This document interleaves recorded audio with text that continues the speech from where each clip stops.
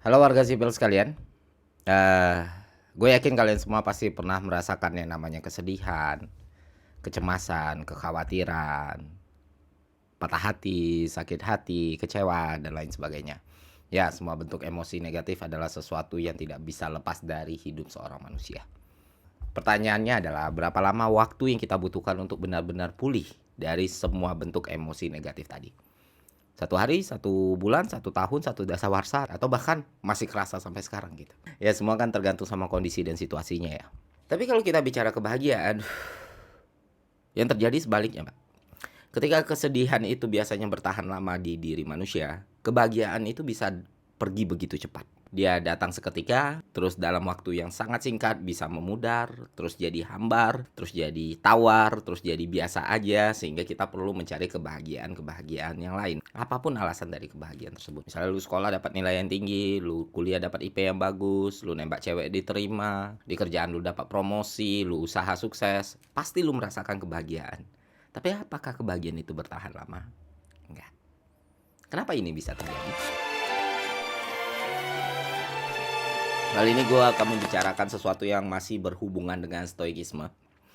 Salah satu faktor penting dalam ilmu stoikisme kalau kita pelajari ya, yaitu soal faktor kebahagiaan. Gini, Vinicius de Moraes, itu seorang penyair dari Brazil, pernah mengatakan bahwa kebahagiaan itu seperti bulu yang terbang, Pak. Dia terbang begitu cepat, tapi nggak akan bertahan dengan lama. Mengapa demikian? Nah, jawaban atas pertanyaan tersebut bisa kita jelaskan dengan saintifik. Dan ini mungkin agak mind-blowing bagi sebagian besar orang ya. Alasan kenapa rasa bahagia bisa berlalu begitu cepat, tapi rasa sedih bisa hinggap begitu lama dalam diri manusia adalah karena kebahagiaan itu tidak ada dalam blueprint kita sebagai makhluk biologis. Jadi, kalau kita bedah sirkuit otak, fungsi dari sirkuit otak itu terbagi dua. Yang pertama neurologis, kedua intelektual. Lalu di mana letak kebahagiaan? Apakah di neurologis atau intelektual? No. Kebahagiaan tidak ada dimanapun, Pak. Kebahagiaan itu hanya rekayasa neurologis yang dibuat oleh manusia tanpa ada dasar yang jelas. Tapi kalau kesedihan, itu udah diuji dan diteliti, Pak. Ternyata kesedihan itu punya siklus khusus dalam sirkuit otak kita. Dia masuk ke dalam memori dan emosi kita. Makanya kesedihan itu bisa bertahan begitu lama dalam diri manusia, Pak, dibanding kebahagiaan. Itulah kenapa kebahagiaan itu rapuh. Karena otak kita memang didesain untuk lebih merasakan kepedihan, kecemasan, dan kesedihan. Itulah kenapa kesedihan dan kecemasan bisa jadi manifestasi fisik dari tubuh seorang manusia. Oke, analogi lebih sederhananya ya. Katakan 10 tahun yang lalu, lu nembak cewek. Dan ada dua skenario. Skenario pertama, lu diterima dengan sempurna, Pak. Skenario kedua, lu ditolak dengan sempurna. Nah, kita bahas skenario pertama dulu. Ketika lu nembak cewek misalnya dan ceweknya bilang iya, waktu lu nembak itu perasaan bahagia lu luar biasa. Tubuh lu memproduksi dopamin, ya kan, bereaksi gitu. Dan lu bener-bener senang luar biasa. Lu nggak pernah merasakan kebahagiaan sebesar itu dalam hidup lu. Nah setelahnya hidup lu berjalan, lu akhirnya nggak sama cewek itu, lu ketemu cewek yang lain, lu nikah, lu punya anak, lu bekerja dan lain sebagainya. Sampai pada suatu hari lu mencoba merecall memori lu tentang rasa bahagia lu waktu diterima sama cewek ini. Percayalah teman-teman, memori bahagia yang pernah lu rasain waktu nembak cewek itu akan sangat sulit persis dengan apa yang sebenarnya lu rasakan 10 tahun yang lalu. Nah, skenario kedua, ketika lu nembak cewek ini, lu ditolak dengan cara paling hina, cuy. Lu sakit luar biasa, lu pedih luar biasa. Lu patah hati yang sangat-sangat dalam.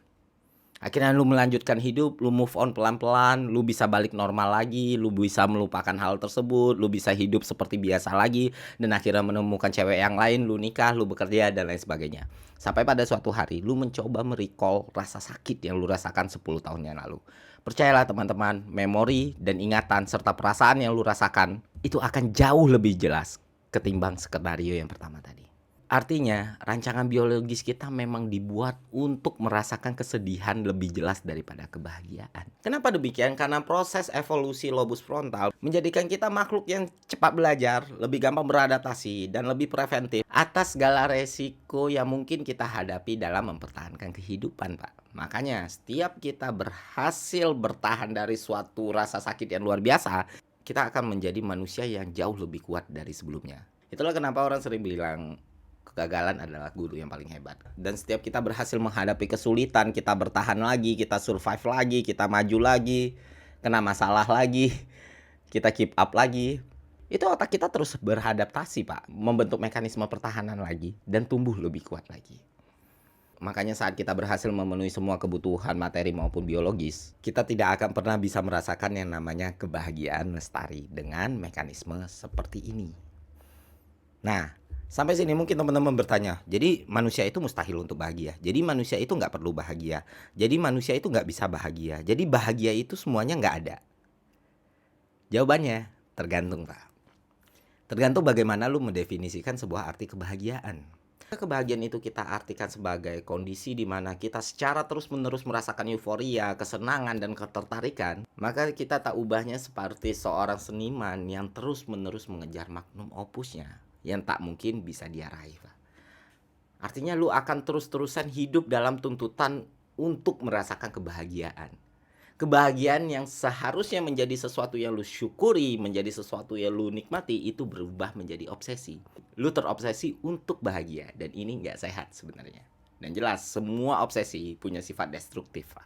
Tapi, kalau kebahagiaan lu artikan sebagai kondisi di mana tidak adanya emosi negatif, maka lu akan merasakan kebahagiaan secara terus-menerus, Pak. Jadi kebahagiaan itu sudah jadi default dalam hidup lu. Ketika lu nggak marah, ketika lu nggak cemas, ketika lu nggak khawatir, ketika lu nggak takut, atau ketika lu nggak sedih, itu adalah kebahagiaan. Ketika lu bisa mendefinisikan kebahagiaan seperti ini, maka setiap hari lu bisa saja merasakan kebahagiaan. Nah, inilah yang diajarkan dalam Stoicism. Itulah penjelasan dari dikotomi kendali. Karena ada banyak banget hal yang nggak bisa lu kendalikan dalam hidup lu. Dan lu harus deal with it.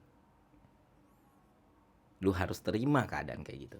Daripada kita fokus dengan hal-hal yang sebenarnya nggak sama sekali bisa kita sentuh, kenapa kita nggak fokus kepada diri kita sendiri? Kenapa kita nggak geser faktor kebahagiaan yang tadinya di eksternal itu menjadi di internal diri kita sendiri? Rasa bahagia kita muncul bukan tentang reaksi, tapi aksi, Pak. Gitu. Maka kita akan bisa menemukan kebahagiaan yang lebih sering dan lebih tahan. Gitu. Karena bagi gue sendiri ya, menurut gue hidup itu cuma sekumpulan masalah yang diselingi kebahagiaan, Pak. Jadi kalau lu sedang merasakan kebahagiaan, lu sedang merasakan selingan tersebut, maka nikmatilah senikmat-nikmatnya yang lu bisa. Gitu sih. Nah, itu aja jurnal Paruh Baya kali ini. Semoga ada manfaatnya lah, walaupun sedikit ya.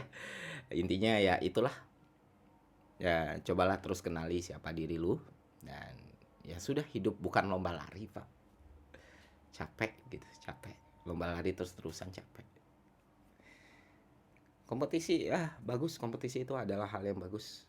Tapi kompetisi itu bukan satu-satunya jalan lu untuk bertahan dan hidup dengan baik gitu.